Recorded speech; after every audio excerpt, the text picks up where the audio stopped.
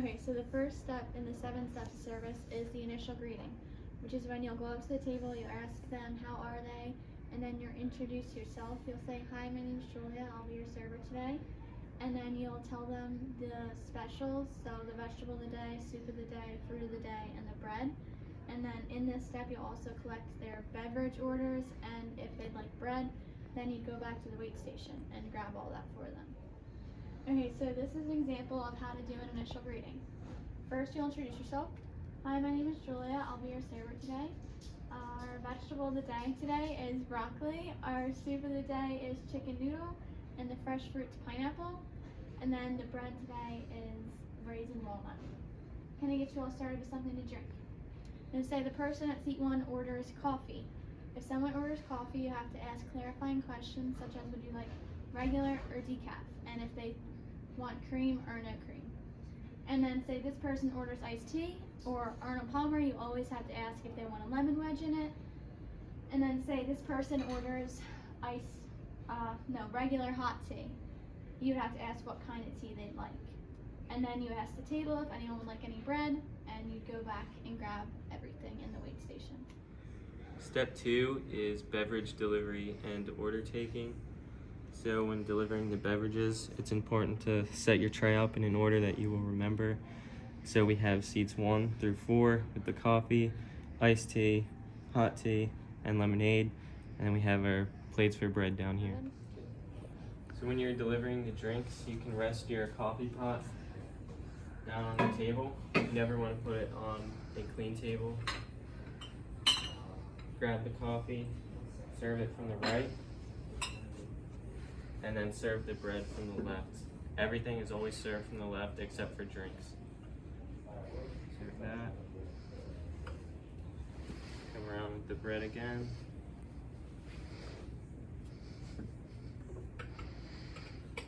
And seat 4. And for the coffee, you always want to pour it over the carpet, not the table. This way, if it spills, no one gets burnt. And place it down just like that. Once all the drinks are placed on the table, you can go ahead and put your coffee pot down. Keep your tray under your arm. This is similar to the coffee pot. You don't want to put it on a different table. And then you ask if everyone's ready to order. If they are, you can pull out your tablet. Start with the first lady, and then take the orders, go around. Okay. To use the tablet, you want to put in your employee ID number, hit enter, and you have everything here that you need. When you're taking the beverage order, you can use the beverage tab. Start a table, you hit new, enter the table number 1, 4 guests. This will be seat 1 all the way down through 4. So an example, if seat 1 gets coffee, you can hit regular. Seat 2 gets water, like that. And then when you're actually taking the order, you have your soups, the soup of the day, the soup of the week, and the vegetable broth. Next tab over, all of your salads. When you click on this, we'll also have an option pop up for dressings. And then you have your handhelds, such as cheesesteaks and burgers and hot dogs, all of your regular entrees, all of your specials, the sides, and then finally the desserts. While taking orders, it is important to scan a resident's badge. That way you know you're charging the right resident. And you also want to make sure it corresponds to their seat number. That way, when the kitchen gets the food, they know exactly what seat to bring it to. While you're taking orders, you want to ask clarifying questions.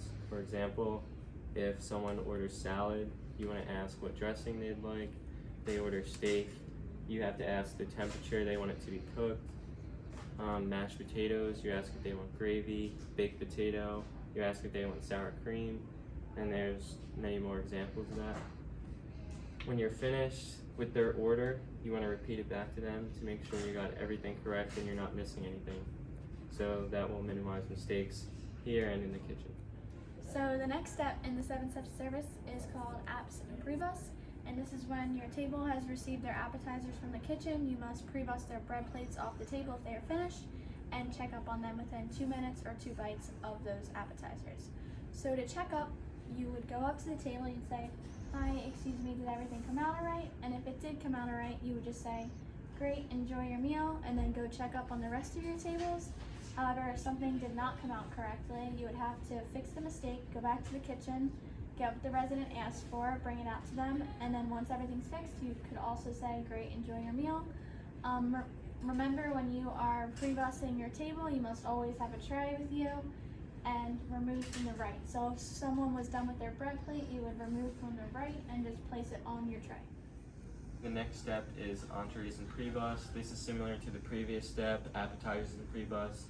You want to come up to the table within 2 minutes or 2 bites of the residents receiving their food. You ask if everything came out alright. If it did, you can say, "Great, enjoy your meal." If they have any leftover appetizer plates, you can take them from the table with the tray, remembering to remove from the right.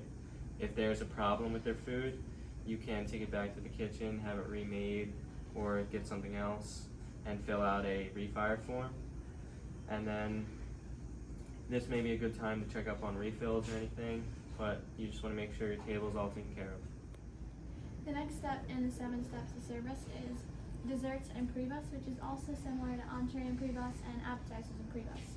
But for desserts, you need to make sure you drop a dessert menu off to the resident's table about halfway through their entree. Usually I like to put it between the salt and pepper and the sugars, and at this time I also tell them the ice cream of the day, the no sugar added, the sorbet, and the yogurt, just that they're all ready for when they are finished their entree. And then when they're finished, I would come up to the table, I'd use the tablet, take their dessert orders. It's important to know that they're allowed 1 ice cream and 1 cake or fruit. They can't get a cake and a fruit. And then once they're finished taking their order, you would take all of the entree plates off the table, all the bread plates, pretty much everything except for their drinks, remembering to remove from the right. And if they want coffee to go, you could ask them if they want coffee to go. They could also drink it for here. If they want it to go, you just put it in a to-go cup in the wait station, and then you bring everything to the table, and you're ready to close your checks. This brings us to the final step in the 7 steps of service, which is close checks. There's 4 ways to close a check. The first and most popular way is the resident meal plan. The second way is the guest meal plan, which is used when a resident brings a guest. The third way is resident charge, which can be used when a resident is out of meals. And the fourth is cash. To close your checks, you hit separate checks at the bottom, go to the pay tab, and then you click on meals to charge the resident at seat 1. Click on seat 2, hit meals, and you can go right down the line.